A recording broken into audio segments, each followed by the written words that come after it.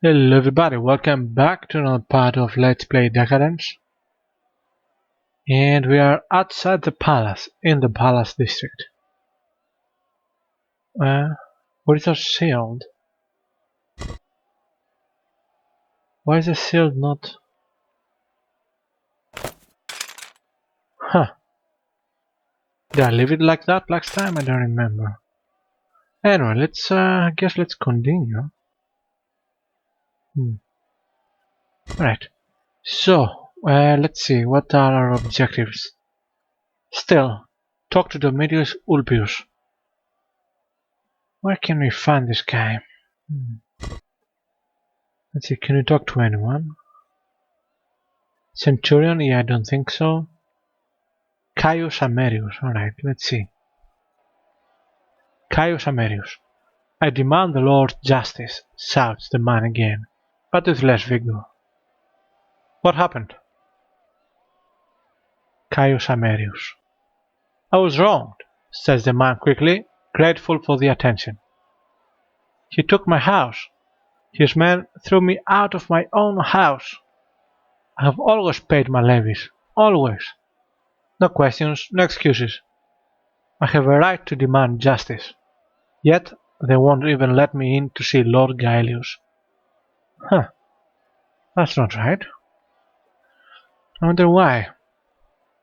Don't remember anything from the last episode. Okay, we have two options. First, slow down. Who threw you out of your house and why? Start from the beginning. 2.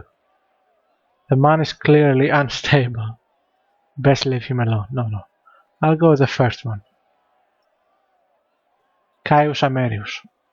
My name is Caius Amerius, a prospector by trade, says the man, after taking a deep breath and gathering his thoughts. I have seen my share of oddities and wonders over the years, but they don't come close to what I discovered several months ago. They forgot something there. I was exploring the mountain range to the north, following the rumors of an ancient temple built into one of the mountains, when suddenly the mountains rumbled and shook, throwing me to the ground. When the quake passed, I saw that there was a long crack in the rock, shining with blue light. The crack was no more than a few inches wide, so I could only peer inside. But what I saw there made me weak in the knees. A terrifying figure, horned and huge, sat upon a throne, gazing at me with indifference. In front of the throne stood the biggest metal chest I've ever seen, flanked by glowing lamps. Huh. Continue. Caius Amerius. It took me a while to realize that the mysterious figure was the long-dead guardian of this tomb, still clad in the battle armor of legends. The armor alone, so well preserved, would fetch a fortune, for it is a gift fit for any lord. And for the chest he was guarding, the mere thought of what might be inside made me dizzy. So there I was, a few steps away from the biggest find of my life, yet unable to reach it. I would never have been able to go through that rock on my own, and so I returned to Maadoran and carefully approached a number of men who could fund such projects. All but one had turned me down. Okay, so what happened next? Caius Amerius. Against my better judgment, I made a deal with Marcus Valla, a man of means and reputation. He invested 12,000 imperials, wow, in exchange for an equal share of the proceeds, and I purchased slaves, tools, and supplies, knowing that large expeditions over attract unwanted attention. I hired fighting men. Oh, sorry about that. Knowing that large expeditions often attract unwanted attention, I hired fighting men to accompany us on the journey. I fully admit that my experience in such matters was limited, but I didn't want to bring in another partner to handle it. Even the greatest treasure can be reduced to a handful of coins if you have to split it in too many ways. I sense a tragic twist coming up. Caius Amerius. Quite so, nods the man. The slaves worked day and night, for we were in a hurry and soon cut away in. What? And soon cut away in. Okay. We took the battle armor out of the chamber first. The magic animating it was long gone, but it was still quite a marvel. The chest was a marvel too, in its own right. There was no lock. The lid was sealed, fused, closed. Our tools couldn't open it, so we had to use the black powder. I think he means dynamite. Yeah, that's smart. Twice we had tried and twice we had failed, but the third blast tore the chest apart, killing several slaves, who could still fetch a good price at the market. Ah, the humanitarian. Right, what was in the chest? Nothing, laughs the man, sounding half mad. Nothing but scrolls that were incinerated the moment we blasted the damn chest open. No sooner had I thought I still had the armor than the accursed mercenaries, these dogs without any honor, turned on me. They took the armor and the slaves and left me there, right where I started, alone with my broken dreams. Ah, the story of an asshole. Alright, you have two options. One, you should have seen it coming. You hire fighting men you have no leverage over, and hope that they will be kind enough to let you keep the spoils. You are lucky they didn't kill you. 2. It's outrageous. Where is the world coming to? Yeah, I'll go with 2, because it's funnier. Caius Amerius. Sadly, my misfortunes were far from over. When I returned home, Marcus Valla, this fiend in human form, demanded his money back. Obviously, I couldn't pay him, so this very morning his men came and threw me out of my own house. He told me that until I pay him what I borrowed, the house is his. The audacity! 3 options. 1. You and your men have recklessly destroyed priceless documents left for future generations, and then squabbled over the armor of a man left to guard them. You deserve what you got. 2. So, where is the armor now? 3. Well, better luck next time. I'll go with 2 because I'm more interested in what is than what is not. So, where is the armor now? Caius Amerius. Weren't you listening? It's gone. The mercenaries took it.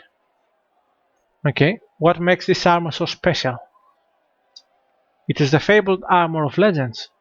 I'd seen plenty of drawings, but this was the first time I've actually had one before my eyes. It was heavy. It took several men to carry it. I can't fathom the strength of someone who would be able to wear it to battle. Maybe the stories are right. Maybe it was the age of great heroes, and we are nothing but children to them. 2 options. 1. Why did they leave someone to guard the chest? 2. Well, better luck next time. Let's go with 1. Caius Amerius. How should I know? Maybe he didn't expect to wait that long, or maybe he was guarding the chest until it was ready to be taken elsewhere. Who knows? Yeah, but he wouldn't stay there, right? Till his death. If it was something as simple as that. Well, better luck next time. Better luck? But I thought you were going to help me. Funny. 2 options. 1. What do you want me to do? 2. I don't have time for this. Leave. Okay, let's go for 1.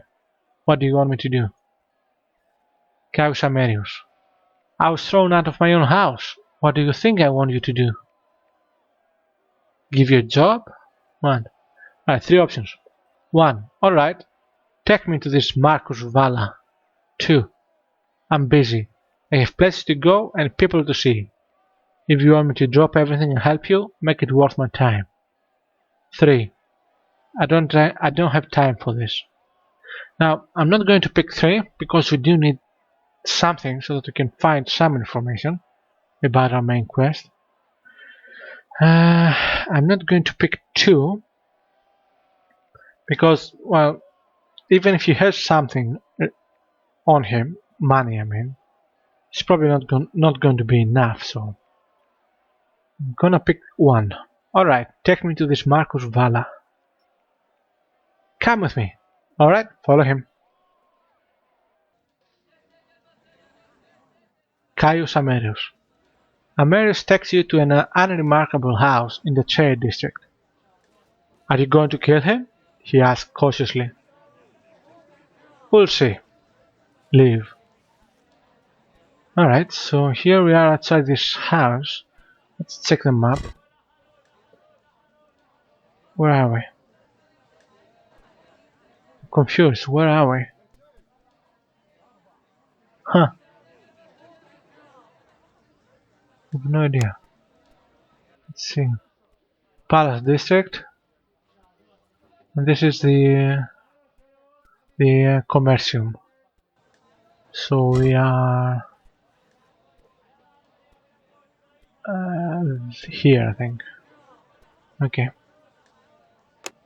Let's let's do some saving. Let's call it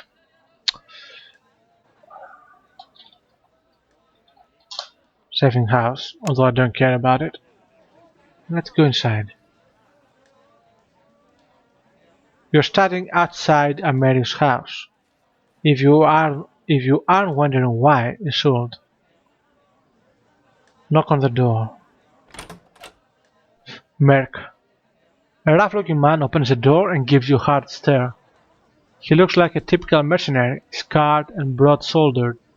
If you have to guess, his job is to look menacing and scare visitors away. What do you want? I want to talk to Marcus Valla. The mercenary eyes you for half a minute, hoping that you will drop dead or run away screaming. Then reluctantly offers you to come inside. Follow him. Marcus Valla. What can I do for you? Inquires a stern-looking man. I had a conversation with Caius Amerius. He claims that this house belongs to him. Marcus Valla. Belonged, corrects the man, smiling amicably. Allow me to introduce myself. My name is Marcus Valla of the Valla family. My family is, well, you're not here to talk about my family, are you?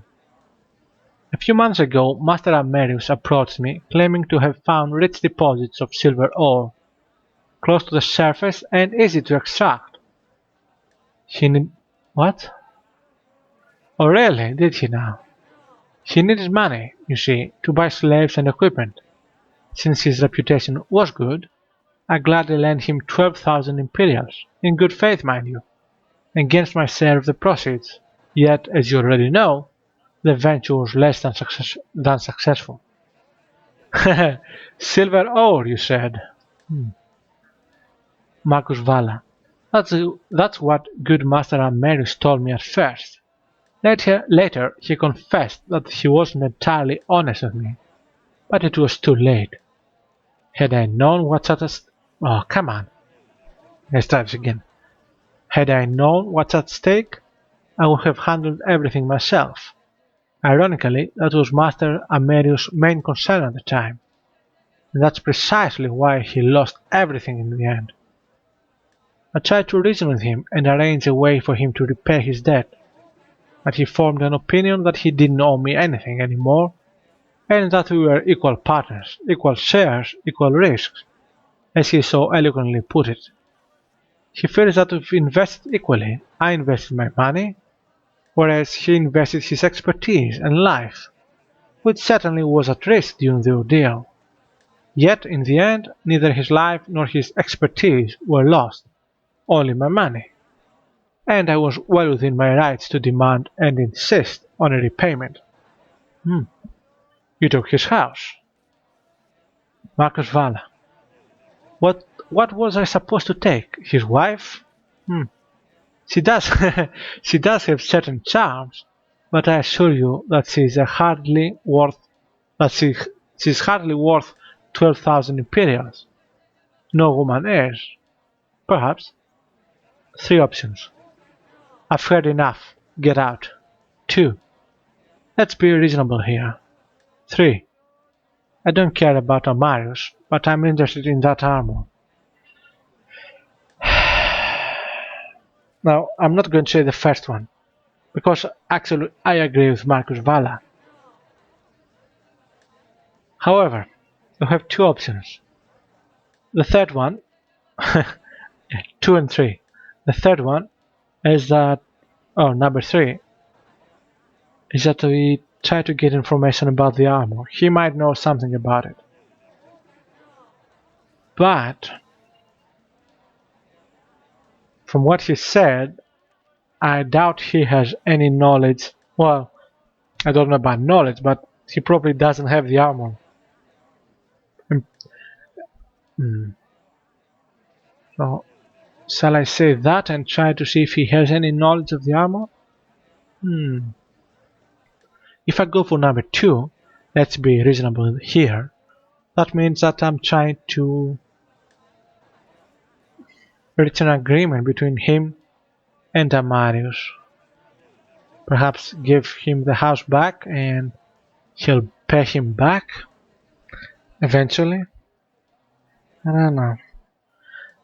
Yeah, but I'm not going to gain anything from that.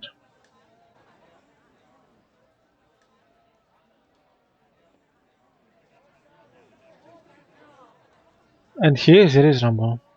I'll go for 3. I don't care about Amarius, but I'm just interested in that armor. Marcus Valla. The armor was taken. The question is where. This relic isn't something you can sell to the first trader. It's worth quite a bit of money. Since the mercenaries can't sell it in Mahadoran, there is only what? I think they forgot one word there. Only there's only one city where they can get even half of its true worth. Ganezar. Ah crap, I didn't want to go there. So, how do I find them? I can certainly help you there, provided that we reach an agreement and consider all matters related to Master Amelius settled. No deal, get out, or what do you propose? Let's go for what do you propose. Marcus Valla. The mercenaries will need a buyer. One of my men who dabbles in such things will make them an offer they won't refuse. When they bring the armor, you'll handle them. Then we either sell the armor and split the money 50-50, or you'll buy me out and keep the armor. Do you have a deal? How many mercenaries? I don't know if I can deal with 3 or more. Even 2 is a stretch. Hell, even 1 is probably a problem. I could say no deal, get out and try to get him and the other guy. I think they have 2 guards. Let's take a risk. Sure, we have a deal. We have a deal. Marcus Vallas. Ask for Esdras. I'll send him a word that you're coming. He'll take care of everything. Leave. Interesting. Oh, actually they had more of them. Okay. Well, that's a problem now. Any news? Asks Amelius hopefully.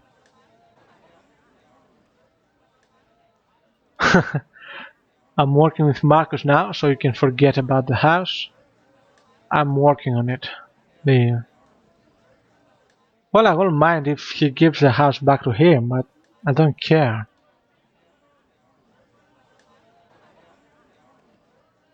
Let's go for...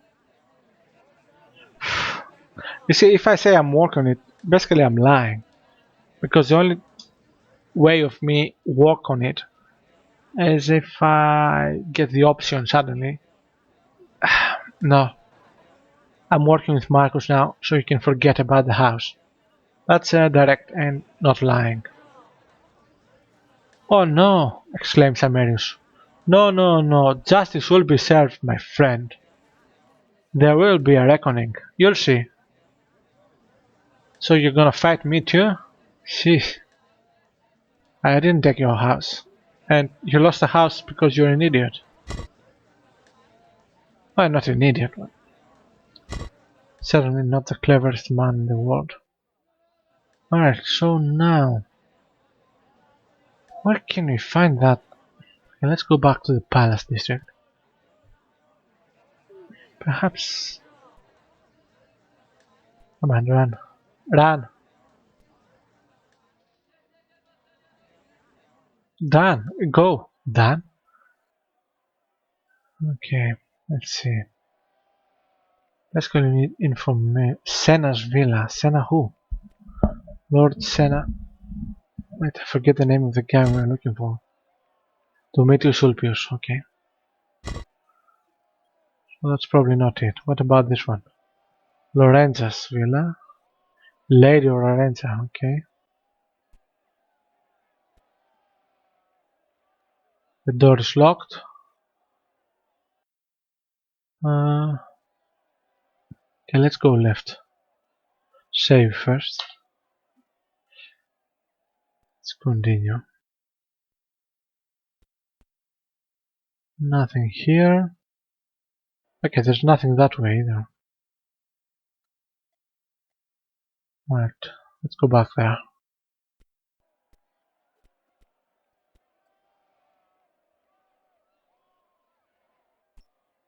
Can we find anyone here? Anyone who can help us at all?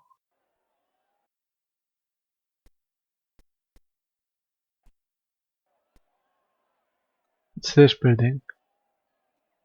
Nothing. No.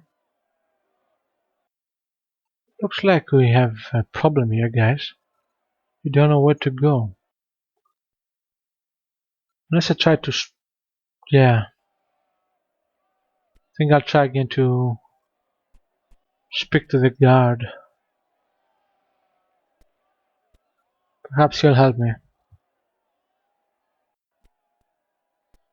What's this? A large villa. Okay, let's have a look. You're standing outside the house of Lord Serenas the Victorious, the notorious victor of many a field. And this is what? A servant opens the door and informs you that his master is unavailable, before slamming the door in your face. Leave.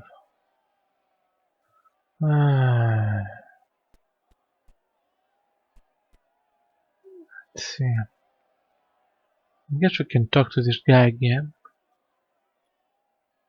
Well, I don't have an option really. Oh, what was that? Oh, that's just me. Alright. Centurion. The entrance is blocked by a burly Centurion, expertly handling the traffic and sending people away almost as fast as they can. State your business, sends the Centurion into a monotone voice. Like mine. Two options. 2. Always wanted to see the palace. 1. I want to talk to Lord Gaelius. Let's go with 1. Does Lord Gaelius want to talk to you? If you can't think of a reason, then the answer is no. Show him the map. It's a map. What am I supposed to do with it? Leave. Okay. Unless the door is locked. What is this place? Perhaps some garrison. Alright, I don't think there's anything we can do right here. Right now. Wait, this is the Serena. What? Right? Yes, Serenas. Okay, we haven't gone there yet. Yeah, get inside. Is this a public bath or a house? Could be both. No, it couldn't. But I don't think we can talk to anyone here. Now let's get out. Let's see if we can talk to someone here. Lorenzo's villa. Yeah, let's try this. You have nothing to do here. Move along. Damn it. And here is Senna's villas. You have nothing to do here. Move along. Shall I try Serena's or what was his name? Whatever was his name. Let's try it. Who knows? We might get lucky. Come on, where are you? Right, can you open the door? Not really. Alright, alright, alright. Let's go back to the trade district.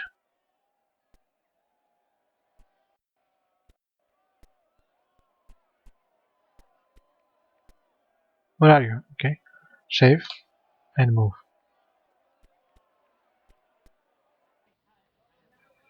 Alright. What now? Well, basically I'm gonna try to find any information I can. Perhaps I'll get lucky in Marcus Valla. Oh, actually, perhaps he knows where I can find the other guy. No. Alright, let's go here. No, I cannot talk to him. Walker. By your leave, master. Damn it. No, no. No, no. Damn it. What's this? Huh. Alright. I didn't expect to see this here. Go upstairs.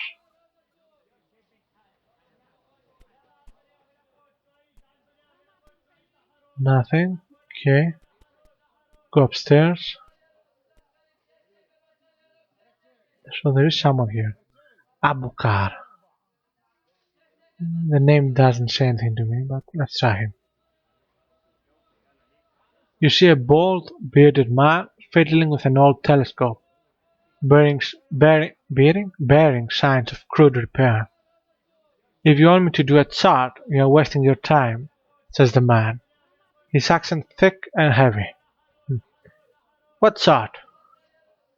I'm a stargazer, says the man impatiently, as if it should have been obvious. But I don't do charts anymore, so don't ask. Now, what do you want? I need a lore master. I am that as well. Surely you've heard about Abukar? Yeah, I think I have. So tell me, what you need and go away. I have a few items I want you to look at. Make it quick. Show him the sphere. Clever, says Abukar thoughtfully, taking the sphere in his fingers. The grooves, they must match something, no? Find what it is, and you'll have your answer. Wow, very helpful. I have another item I want you to look at. Make it quick. Show him the map. The temple of Thor Agoth, says Abukar, barely glancing at the map.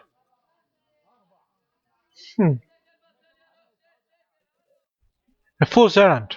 Even if the temple somehow survived the war, it's probably sealed by now. House Aurelian takes such matters very seriously. So, if you are seeking the temple, talk to Lord Gaelius first. I don't have any other item. What do you know of Thor Agoth? He wasn't of this world. None of them were. They were brought here and given life, which was the greatest folly of man. Be thankful that they are gone, but remain vigilant and stand ready to delay their return. For we are not what we once were, and will be all but helpless against them. Huh. Let's try the first one again. I have another item. Yeah, I don't have another item. Bye.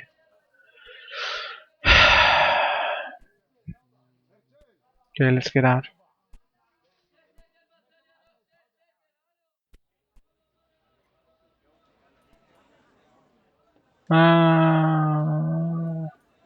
Where am I? Okay, let's see. Yeah, but I don't know what the fudge is. Okay, let's keep searching. Absurd. Oh no, don't tell me he's at the slums. It'll be terrible. A half-naked courtesan opens the door, smiling seductively. Want to have a good time? She asks in a soft accented voice, licking her lips. Sure thing. Why not? No, cannot do anything. The door is locked. The arena district.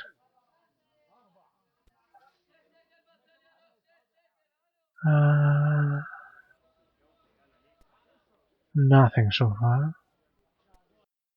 What's this? Healer. Oh,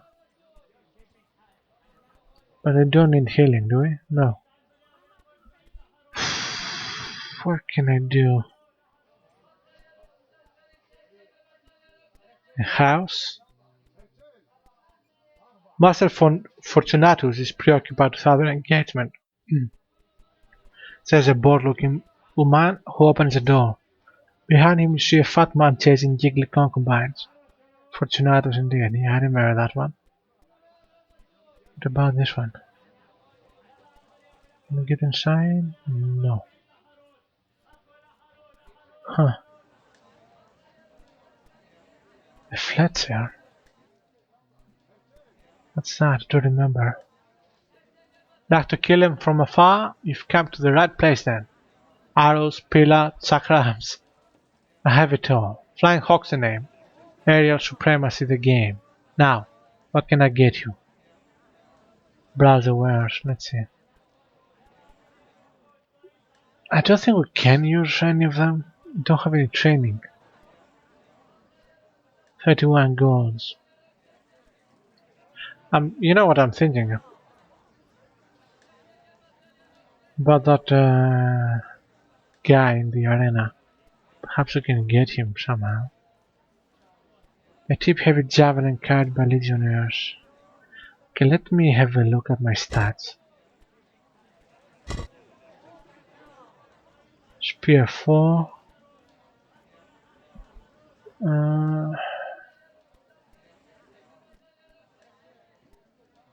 Yeah. Bow, crossbow, throwing. So throwing is for missiles too. Yeah. And we have 1. Bow and crossbow 1. Yeah, I don't think we can do anything. Right.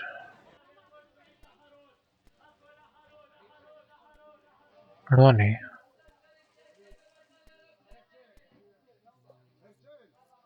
Do you need anything? Leave. Well, let's see. Can we get inside? I've come here before, haven't I? Yeah, but I don't remember why. What do you need? I'm looking for work. Might as well get a work. Get some work.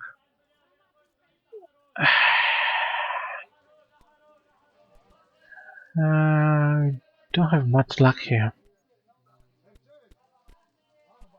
Come on, we'll find something. We'll find something. No temple, but I'm pretty sure we cannot get inside.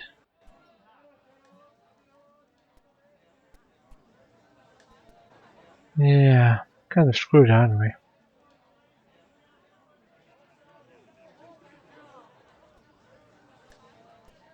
Yeah, we've come here before.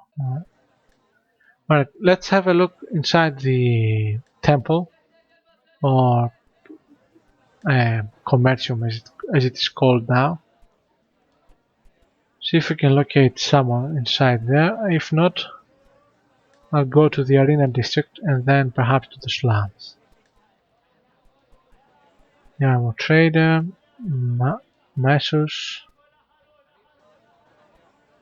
Alchemy Trader, Guard, Imperial Trader, General Trader. And let's go to Maseus. I'm looking for work. Ah, crap. Alright. Let's use a map.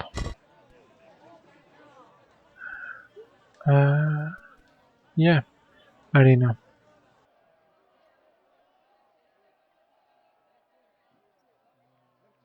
The arena, yeah. Let's see. If the city, a local guide, yeah. Let's talk to him again. Let's ask him again. Okay, pay him. Oh, yeah.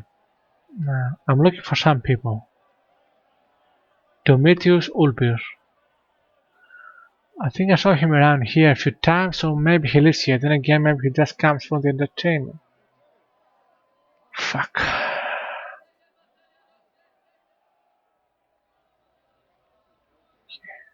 Clericus. Clericus. Okay, let's see what he is. Nothing.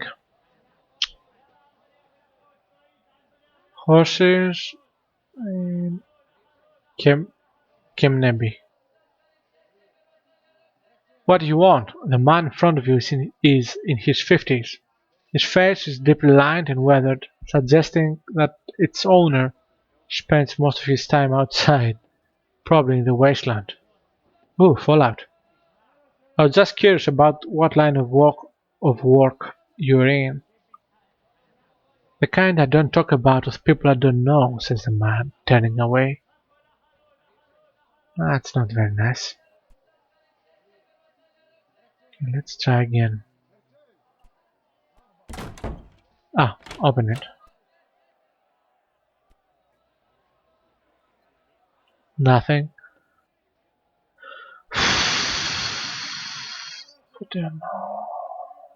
Fuck. Door. Don't remember if we tried to enter this place before. This is a strange place. Okay, cannot talk to them. Can open this door. Is it locked? No, it's not.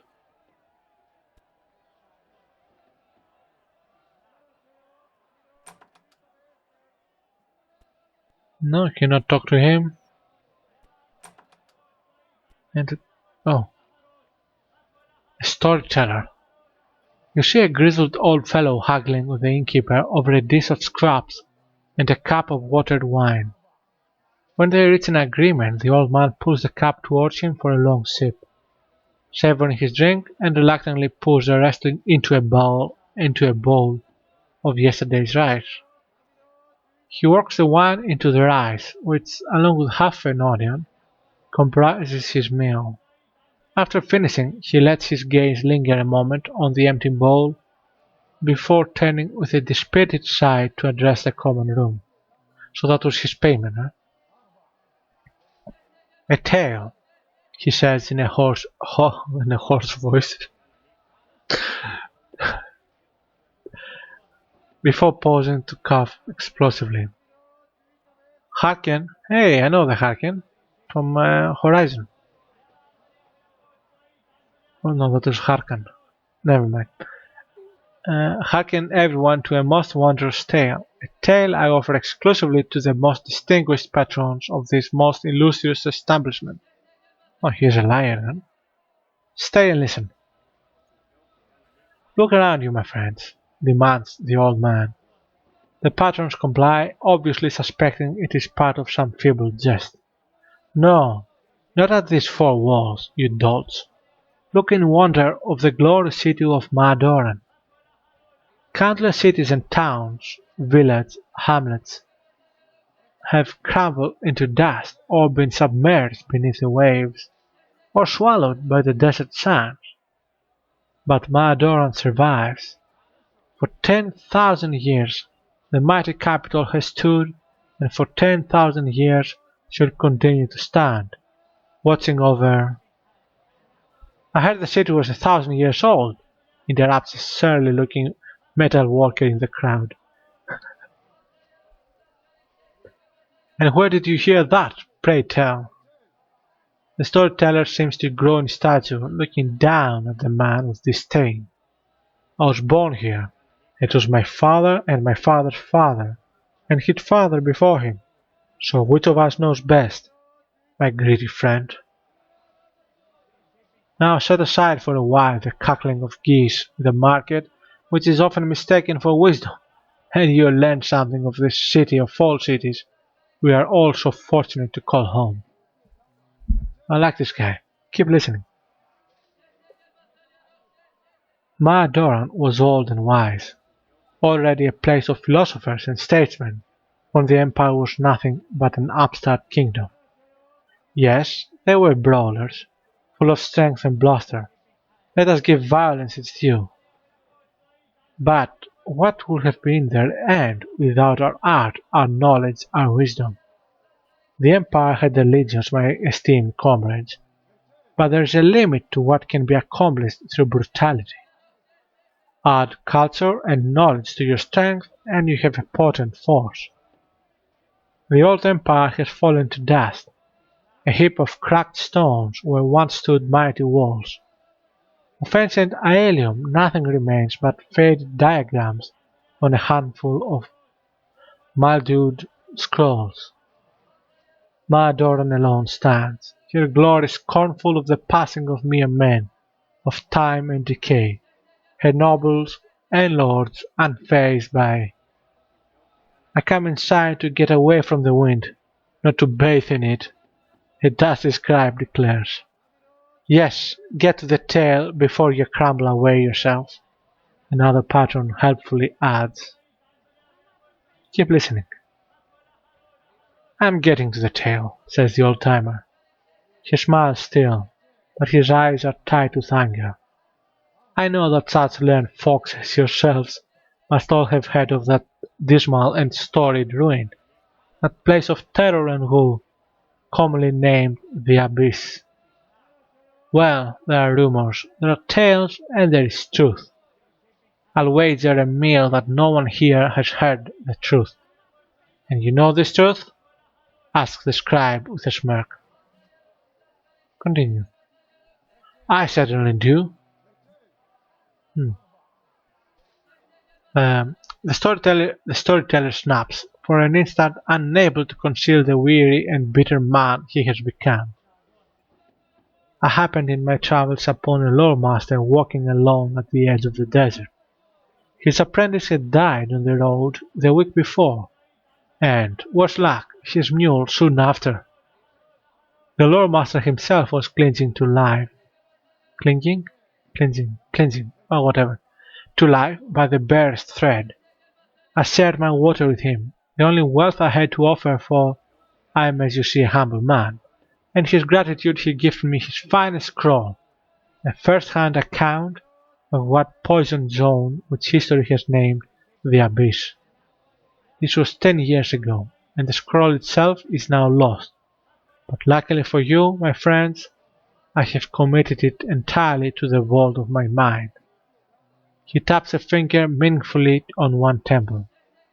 Still, 10 years is 10 years, and a few of the details may be mixed up, but I promise it is worth your time, and a coin or two besides. Huh. It was during the final days of the Great War, he begins, with the drama running close to the ridiculous, when earth and sky both were riven by terrible weapons, when catastrophe chased disaster, entire cities vanished overnight. I wonder if they're talking about modern weapons. Tens of thousands extinguished like candle flames swamped by the sea. Yet Maadoran was impregnable. for no army could breach her mantle of magic. Any who approached were destroyed without mercy, like ants treading a bed of hot coals. But her enemies were as clever as they were relentless. One night the city's Magi tracked several new stars in the night sky, stars which moved but did not burn out and disappear as their more common brothers. They declared this a dark omen, and commanded the minarets and spires to cast their nets just as these cursed beacons began to fall into the sky. Very interesting. They were too late, however. One star escaped those nets to land in the venerable district of wisdom.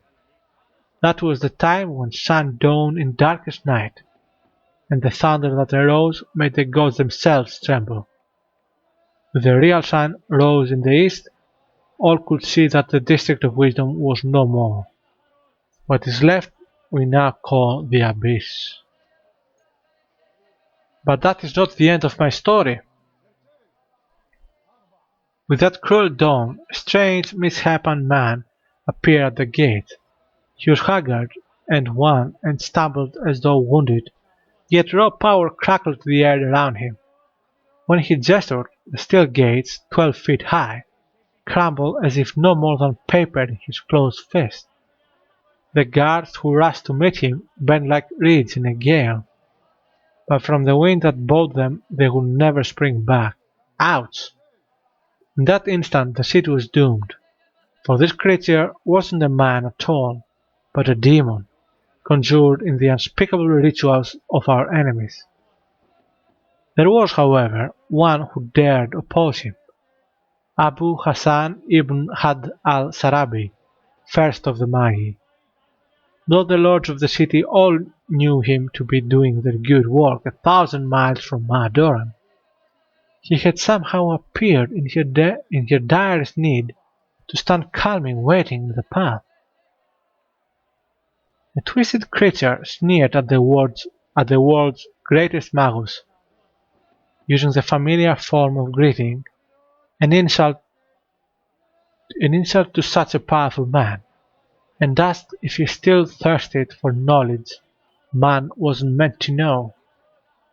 Calmly, the magus replied that his thirst had been quenched a long time ago, and that his power and that of his seals had grown stronger since the last meeting, as the state of the demon's forlorn and raggedly host did attest. The demon had no witty reply to this, but reared up as if to strike him down. To the astonishment of everyone present, including the demon himself, his own limbs refused to obey him. His ribs cracked inwards with a sound like twigs breaking. His legs buckled beneath him, and his eyes turned white, leaving him blind. Sealed within his ruined human form, he was unable to do anything but growl and curse. Oh, that's cool. What did they do with the demon? Inquired the scribe softly. Sometime during the story the pattern's taunts and grumbling had faded away, and everyone sat on the edge of his chair, fists clenched, wine forgotten. That detail the scroll did not reveal, says the old man, but I will venture the demon was locked away for eternity in the most impregnable sort of prison or vault. I mean, what else would you do with such a being? Quite a story. Alright, you have four options. Did the scroll mention the name of that demon? What were the Magi working on before the attack on the city? The abyss used to be called the District of Wisdom? Actually, I'm more interested in number 2. What were the Magi working on before the attack on the city? The storyteller. The scroll didn't say. All I can tell you is that the grandest and tallest building in the city was the House of Magi, a dozen golden towers and silver arches hovering over the city. It is written that the highest pinnacle pierced the clouds, and the lowest catacomb what? And the lowest catacomb struck dug deep under the earth, anchoring the tower in place. Can you see now what was lost? He is practically pleading for understanding. When will we ever rebuild such splendor? How? Yeah, I know the feeling. Let's go with the first one. Did the scroll mention the name of the demon? It did, says the storyteller. He is befuddled for a moment, since you are clearly the first person to ask him that. Balzurab, Balzurab, it was an evil sound, like vinegar on the tongue. Interesting. Um, let's ask him this. The Abyss used to be called the District of Wisdom? That is correct, he nods. It was the heart of Maadoran, a place of temples, libraries, and schools. Granted, all I saw was a known drawing, but the image left me speechless and filled my heart with sorrow. Lord Master says the answer to any question could be found in the District of Wisdom, if one knew where to look and whom to ask. Men would come from all over the land to seek out our wisdom. Now the only thing they seek here are the whores.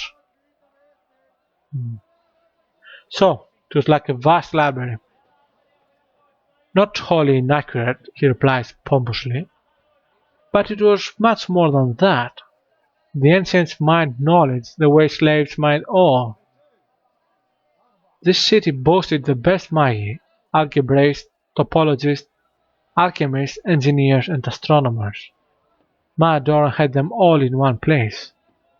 They walked the streets, breathed the same air, gazed upon the same stars. It was a time of wonder. What do you know about the gods? Old wives' tales, says the old man, dismissively. Men of wisdom won the war, not gods. Let this god strike me down if I lie. Walk away. Cool. That was cool. Okay. Huh.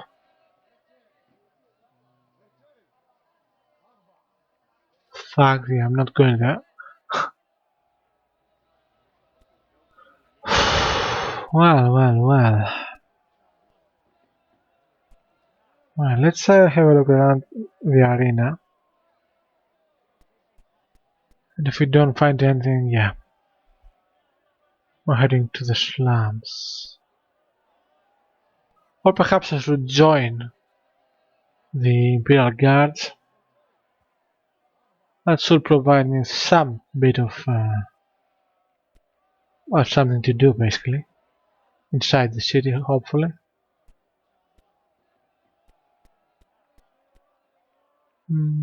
Nothing. What does this lead to? Trade district? No. Winter's Palette of Pleasure.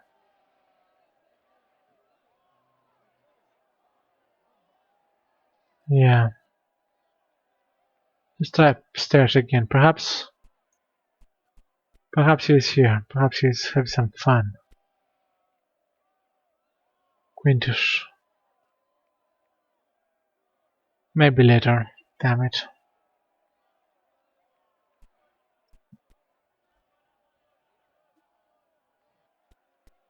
Come on, there must be somewhere we can go and find this guy.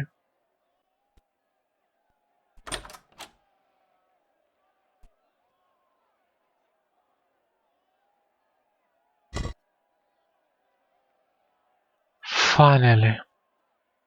Alright, I'm gonna stop here because we are almost an hour long in this episode. We finally found Demetius. Yay! And we're going to continue next time. Thank you very much for watching, and yeah, see you next time. Bye bye.